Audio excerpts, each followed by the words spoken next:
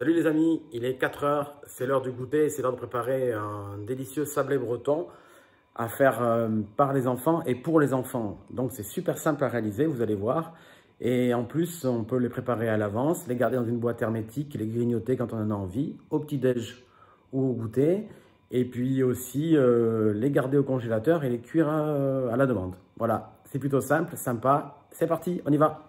Pour réaliser notre recette, il nous faudra 330 g de farine, 4 g de sel, 230 g de sucre, 100 g de jaune d'œuf, 25 g de levure chimique et 250 g de beurre. On coupe le beurre mou en petits. On le place dans la cuve avec le sucre et le sel. On remue pour bien faire crémer le mélange. Une fois le mélange bien crémé, on rajoute les jaunes petit à petit et on bat. On ajoute ensuite la farine et la levure en faisant tourner quelques secondes pour former une boule. Lorsqu'on a formé une boule, on la met au frigo quelques minutes. Je vais partager la boule en deux. La première moitié, je vais réaliser un boudin que je placerai ensuite dans du papier sulfurisé et que je mettrai au congélateur. Je le ressortirai plus tard et à la demande, je couperai des tranches d'un demi-centimètre d'épaisseur que je ferai cuire un autre jour.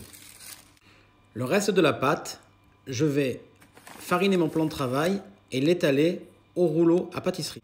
On va étaler notre pâte pour obtenir une épaisseur d'environ 4 mm. C'est précis, non?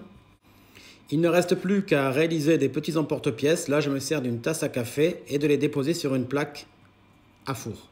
Je les pose en quinconce sur une plaque de papier sulfurisé. Cuisson 10 minutes à 170 degrés. Lorsqu'ils ont une belle couleur, on les sort du four, on les laisse refroidir. Pendant qu'il refroidit, on se prépare une bonne verveine. Direction le jardin pour déguster et profiter de notre goûter. Et voilà, plus qu'à déguster les sablés pour un bon petit goûter. À demain pour un prochain tuto.